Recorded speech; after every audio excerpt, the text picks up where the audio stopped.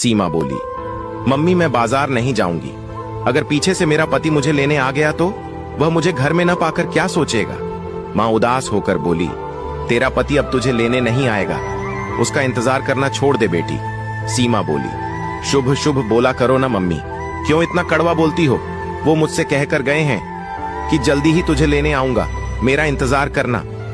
माँ कुछ और कहना चाहती थी मगर कह न सकी। फिर बेटी को घर पर छोड़कर अकेली बाजार चली गई। सीमा एक गरीब विधवा माँ की इकलौती बेटी थी। वह ज्यादा पढ़ी लिखी नहीं थी, बस 8वीं पास थी, मगर वह बहुत सुंदर थी। इसीलिए एक परदेशी का उस पर दिल आ गया था। वह एक प्राइवेट कंपनी में इंजीनियर था, किराए के मकान में अकेला रहता था। सीमा की माँ उसके यहाँ 2 साल से घर का काम कर रही थी। झाड़ू पोंछा, कपड़े धोने से लेकर खाना बनाने तक का सभी काम सीमा की माँ ही करती थी। जब उसने सीमा को देखा तो उस पर फिदा हो गया था। फिर उसने सीमा की माँ से उसका हाथ मांग लिया। सीमा की माँ 2 साल से उसे जानती थी। अच्छा लड़का था, बोलता था उसका इस दुनिया में कोई नहीं है। इसी कारण उसकी शादी में कंपनी के कुछ लोग ही आए थे, उसके घर से कोई नहीं आया था। सीमा की विधवा माँ को बहुत खुशी हुई थी कि एक बड़े साहब से उसकी बेटी की शादी हुई थी।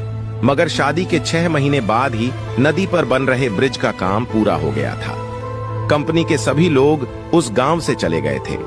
वह भी कुछ दिनों बाद वापस आने का कहकर चला गया था। आज 2 साल हो गए थे।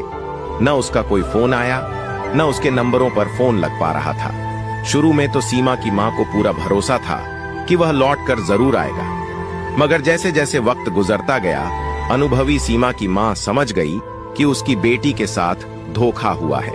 वह न जाने सीमा पर क्या जादू कर गया था कि उसका भरोसा टूट ही नहीं रहा था कि वह लौटकर नहीं आएगा। सीमा पागलों की तरह उसका इंतजार किया करती थी, हर आहट पर चौंक पड़ती थी। इधर माँ से बेटी का दुख नहीं देखा जा रहा था।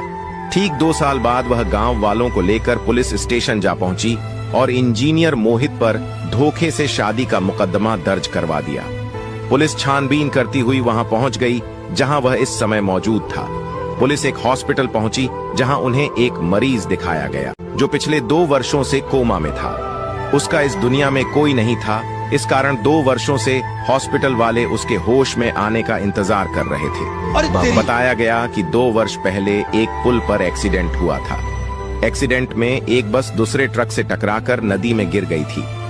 हादसे में कई लोग हताहत और जख्मी हुए थे। उन्हीं में से एक मोहित था जो अभी तक होश में भी नहीं आया था। सूचना मिलने पर सीमा की मां सीमा को लेकर उस हॉस्पिटल में पहुंच गई।